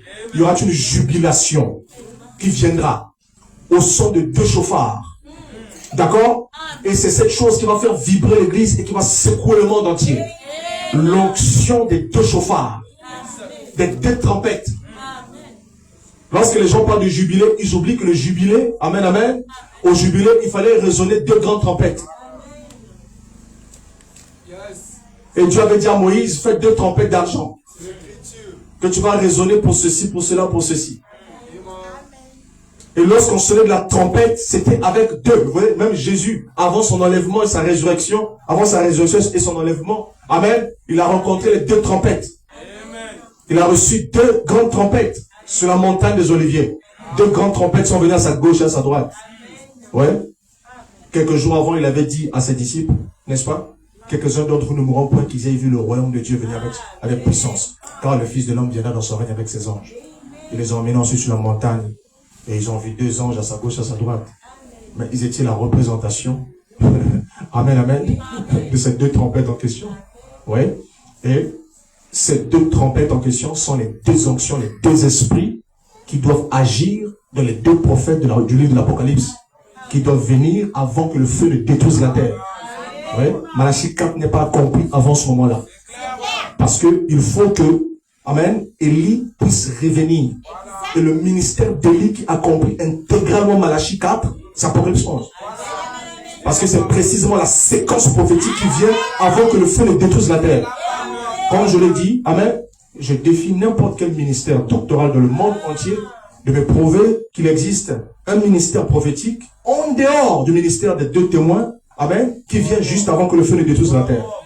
Donc, Malachie 4. Voici, je vous enverrai Élie le prophète avant que le jour de l'Éternel arrive. Jean-Baptiste a reçu un ministère en conformité avec cela, mais ne l'était pas. William Branham a été animé d'un esprit. Amen, amen. Amen, amen. En conformité avec cela, mais ne l'était pas. Il l'a dit, je ne le suis pas. Ouais. Donc, si vous appliquez ça à William Branham, l'écriture a failli. Parce que aussitôt qu'il avance ce messager-là, le monde est détruit par le feu. Et je défie le monde entier de me donner une seule écriture qui situe un ministère prophétique avant que le feu ne tombe du ciel, si ce n'est le ministère d'Élie d'Apocalypse 11.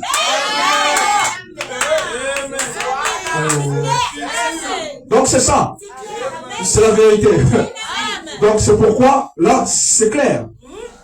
Jean-Baptiste, amen, il a dit, je ne le suis pas.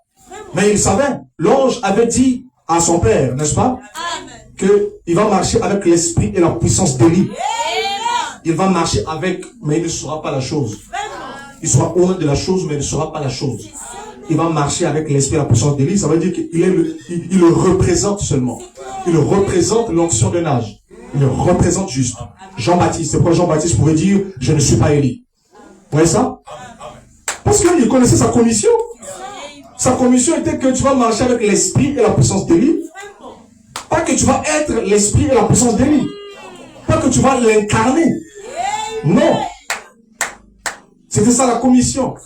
Donc l'esprit et la puissance d'Élie, tu marcheras avec ça. Vous voyez ça? Et Jésus-Christ a dit que Jean-Baptiste était l'Élie, n'est-ce pas? Au sens figuré.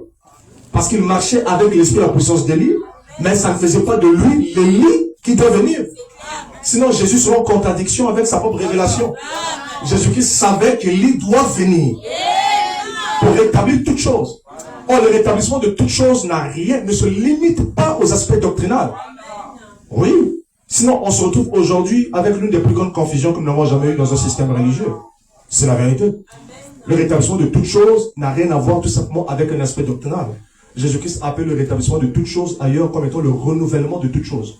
C'est-à-dire que il faut qu'il vienne pour que tout soit rétabli. Le millénium, tout doit être rétabli.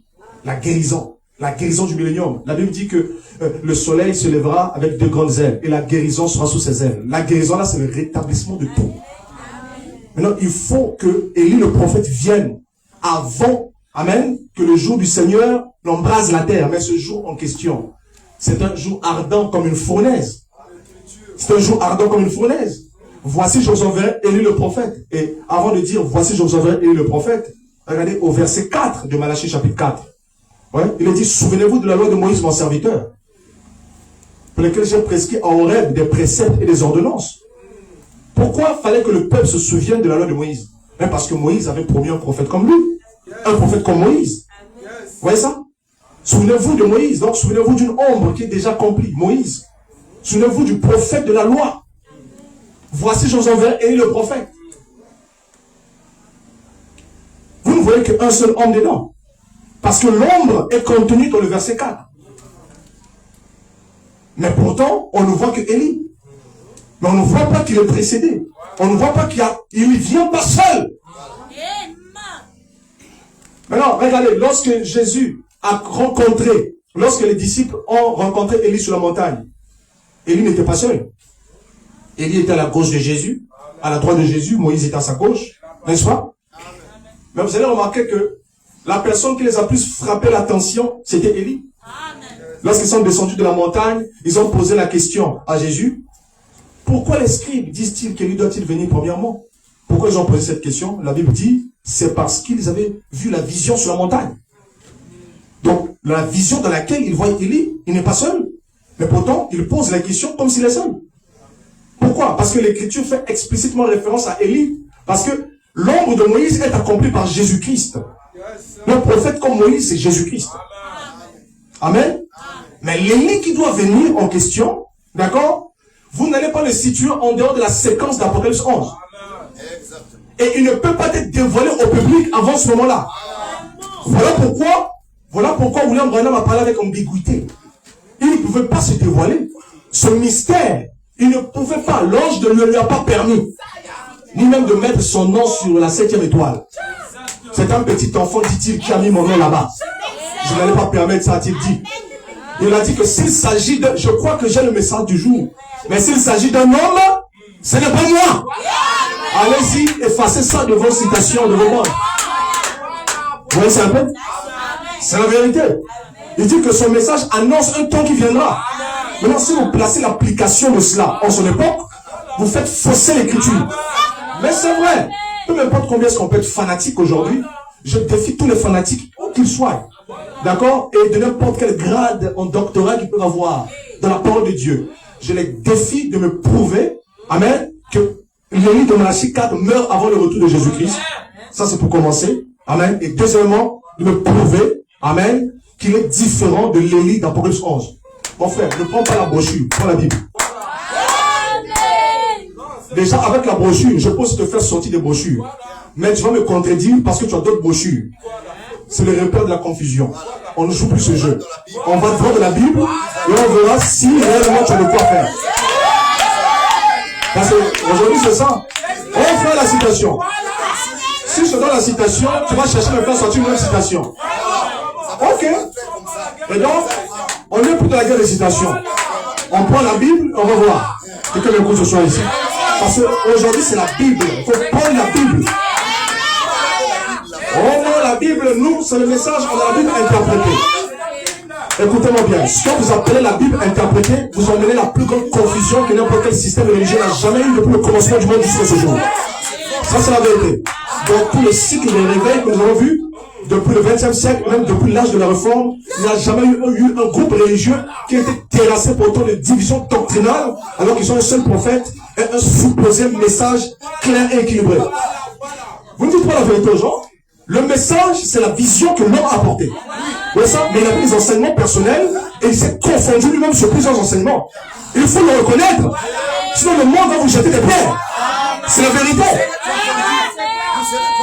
Vous serez confondus. C'est la vérité. Alors oui, et c'est pourquoi la seule chose qu'il faut faire aujourd'hui, c'est le Saint-Esprit doit donner l'équilibre à l'église, donner l'équilibre au peuple, c'est de retourner la Bible. C'est de retourner la Bible. Parce que je ne vois pas. La brochure te dit retourne à la Bible. Quand tu dis la brochure, retourne à la brochure. Ça n'a pas de sens. Ça n'a pas de sens. Revenez à la Bible. Pourquoi? Parce que, et non, le Saint-Esprit va faire mûrir le grain en vous. Parce que ce qui reste pour le grain, c'est de mûrir. C'est vrai, c'est ce qu'il avait dit. 20 jours avant sa mort, William Branham. Ce qui reste, c'est que le grain mûrisse. Et quand le grain mûrit, on le traite de tous les noms. On le traite de tous les noms. Mais pourquoi? Lorsque le grain mûrit, laissez le grain mûrir. Et lorsque le grain mûrit, c'est terminé. Comme je l'ai dit une fois, n'est-ce pas? Lorsque le grain est dans la balle, n'est-ce pas? La balle accueille le grain. Mais dès lors que la balle sort, le grain sort de la balle, amen, amen, là ça devient un problème. Mais laissez la vie se développer. Toute semence doit se développer selon son espèce.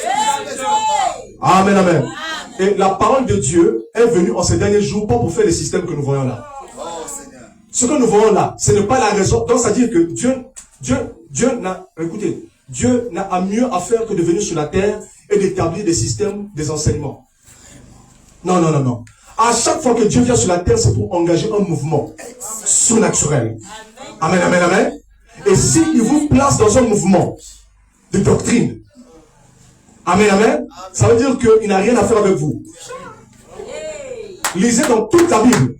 La seule fois où Dieu est apparu pour donner des lois à un peuple, ce peuple-là était destiné à rejeter le Messie. Ah oui, c'est la vérité.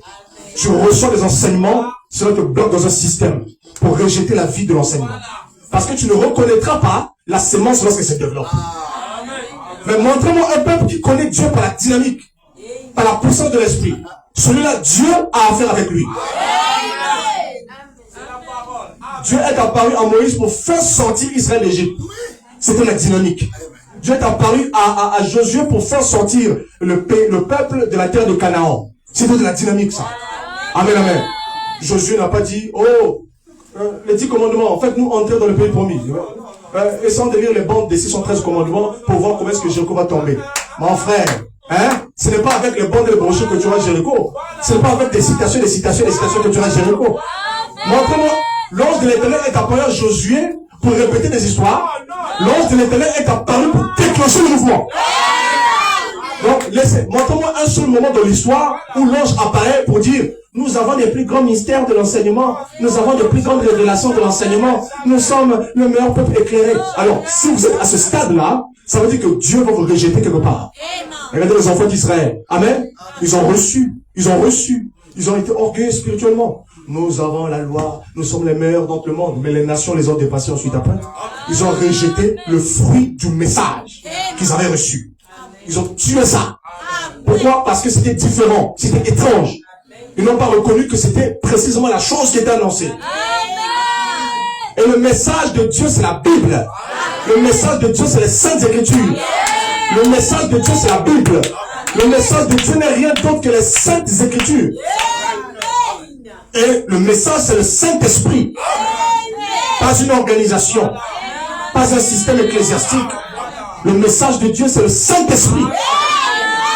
Tu peux être dans une équipe du message, tu n'as pas le message.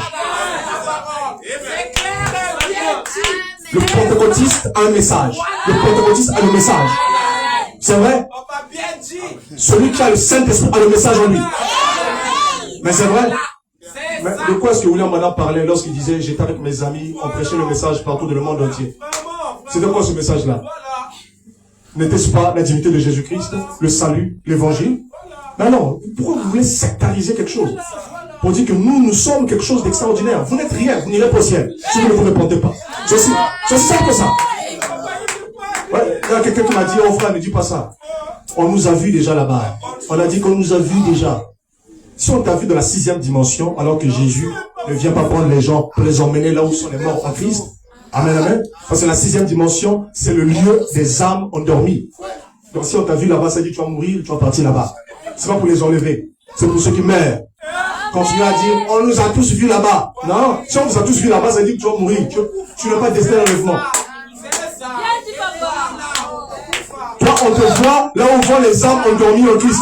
Ça veut dire que, bon, beaucoup Fabien sort, on va se retrouver ici. Et continuer à dire ça encore avec beaucoup de zèle. On nous a vus. Non. William Branham ne connaît pas cette génération. Il ne vous connaît pas. Amen. Ceux qui vous connaissent, ce sont vos pasteurs actuels. Et ils vont répondre devant Dieu s'ils ne disent pas la vérité. Ils répondront pour ça. Ne vous cachez pas derrière William Branham. En 2015, amen, j'ai reçu une visitation de l'esprit. J'étais à Kinshasa. Et tout d'un coup, j'ai vu une lumière qui a resplendi. Et après, j'ai vu l'ange de Dieu qui s'est écarté comme ça. Et j'ai vu William Branham venir. Amen. Il venait avec un cœur lourd. Il m'a dit, Joseph, la route qu'ils ont prise, ce n'est pas cette route-là. Emmenez-les comme ça. Regardez, cette voie ici. Je n'ai pas eu le temps de défricher ça. C'était une voie qui ressemblait, lorsque je voyais, c'était une voie qui entrait comme dans une forêt. Il dit, faites une voie par ici. Mais la voie qu'ils ont suivie là, tout droit comme ça. Ce n'est pas ça. Ce n'est pas ça. Faites-le. Faites-le. Il avait un cœur lourd. Ça c'était en 2015. Amen. Ça c'était après. Avant même que le Seigneur me montre des choses concernant. Et c'est vrai. Je crois de tout mon cœur. Amen, amen. Que, vous voyez, Dieu ne dépendra pas. Regardez, Dieu n'est pas allé voir les pharisiens pour leur dire, écoutez, vous êtes dans l'erreur lorsque vous faites. Qu'est-ce qu'il a fait? Il a produit Jésus. Et il a produit Jésus, et Jésus est allé droit vers son but. Et ceux qui étaient les véritables fils d'Abraham ont réellement suivi Jésus. Et aujourd'hui, nous devons suivre le Saint-Esprit. Le Saint-Esprit parle de nouveau à cette génération. Amen, amen. Et il y a des choses à dire. Il y a des choses à montrer. La seule chose par laquelle vous pouvez reconnaître que c'est l'Esprit de Dieu, c'est par les Saintes Écritures. Et lorsque quelqu'un parle par les Saintes Écritures, on le prend à la légère. Amen. Et que vous vous glorifiez. Amen, amen. Vous dites, nous avons des bibliothèques. Nous avons des bibliothèques. Nous allons vous faire sortir toutes sortes de livres. Écoutez, frères et sœurs. La parole de Dieu ne peut pas être réduite à la lettre. La lettre tue. Mais l'Esprit vivifie. C'est la vérité. Amen, amen. C'est vrai. C'est l'un des mouvements les plus désorganisés. Amen, amen. Et doctrinalement le plus confus, qui n'ait jamais été produit dans n'importe quel mouvement de réveil, et qui a produit la plus pire espèce d'idolâtrie qui ne soit jamais perpétrée en plusieurs siècles. Et ça, je vous l'assure. Et tout ça, amen, c'est le résultat d'un système impie. Vous voyez ça? Et qui se développe sous la couverture du religieux. Un fanatisme, c'est l'esprit de l'iniquité. Ça, c'est vrai. Amen. Et c'est pourquoi aujourd'hui, ce que les gens doivent faire, amen, c'est de se bouger. Le Saint-Esprit doit parler au cœur des gens. Il faut sortir de l'état systémique dans lequel vous êtes. Amen. C'est la vérité. Hein, c'est quelqu'un là? Non, c'est la vérité. Acclame un peu le Seigneur Jésus-Christ.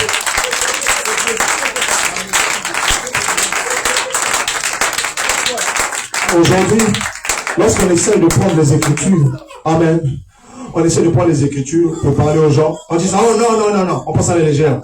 Les talons de mesure de toute vérité, ce sont les Écritures. Amen, amen, amen. Quelqu'un m'écoute ici? Et il n'y a personne qui est au-dessus des Saintes Écritures.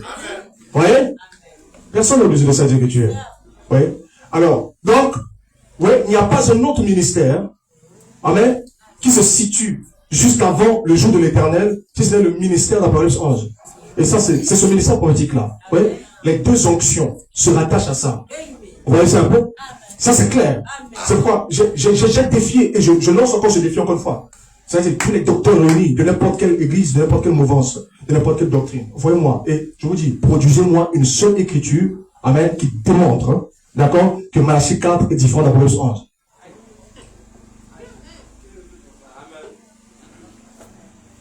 Parce que le feu doit consumer la terre aussitôt que ce messager avance.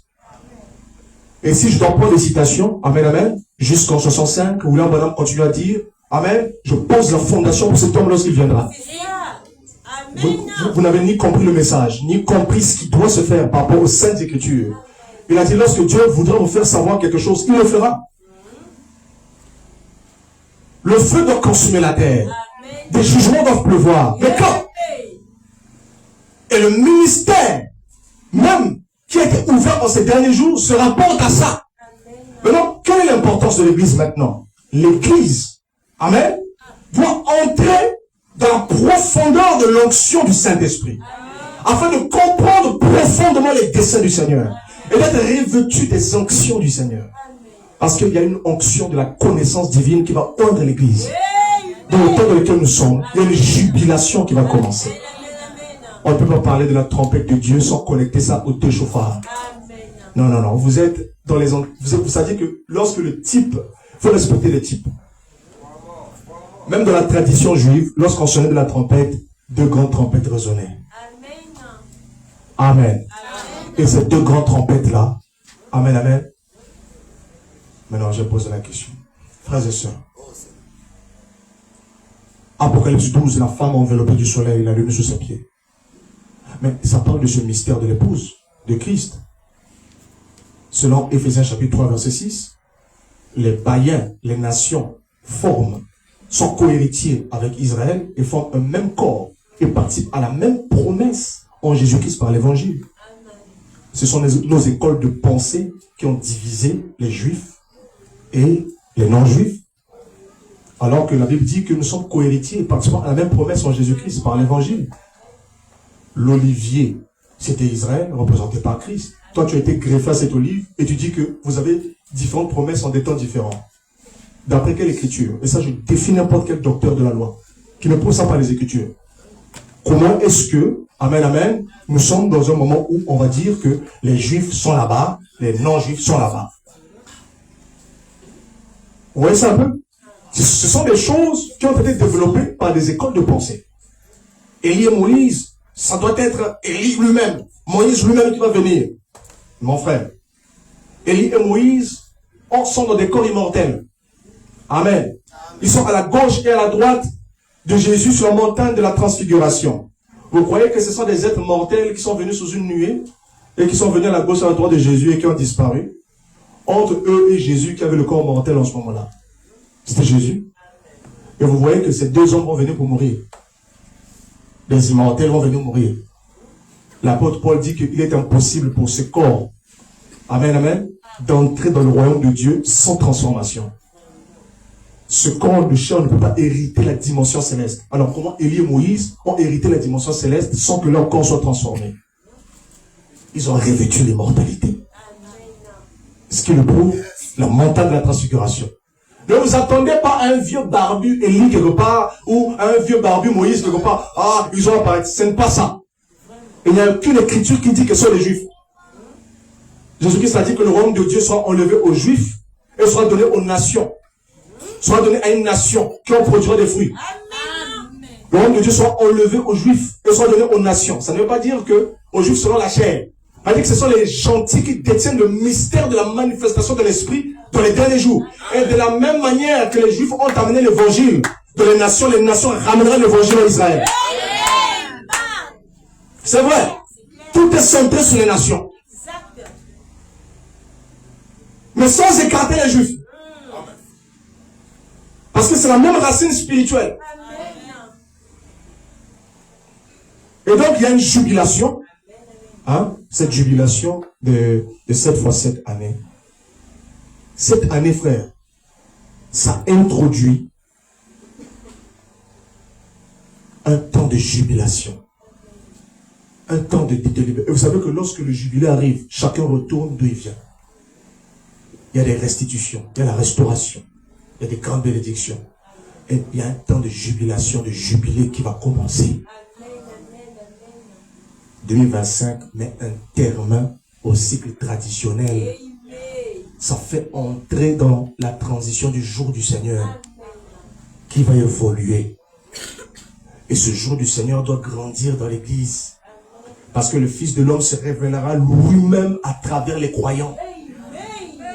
Ce n'est pas un système.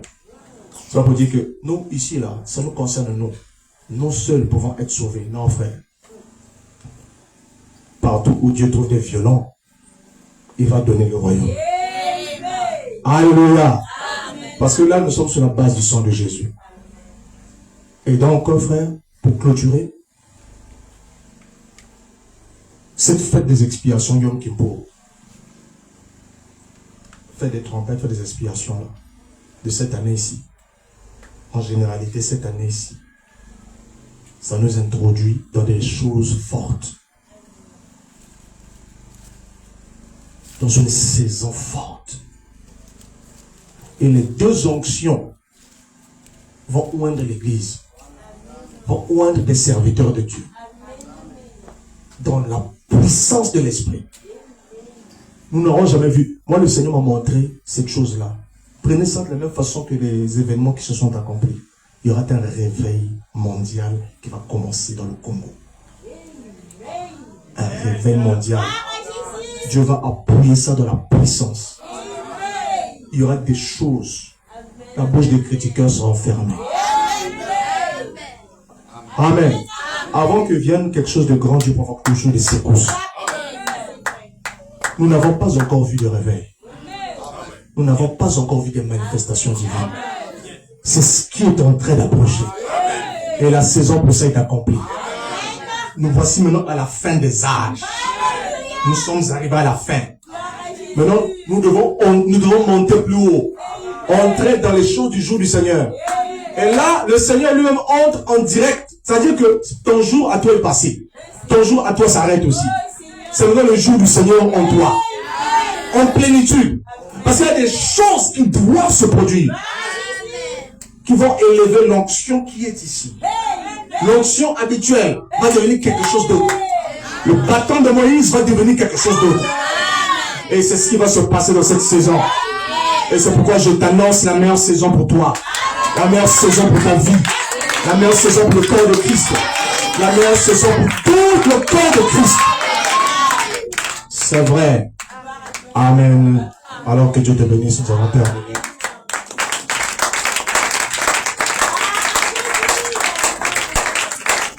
Amen. Alors, pour ce qui est de la phase des questions, nous aurons la fois prochaine. Nous aurons la phase des questions la fois prochaine.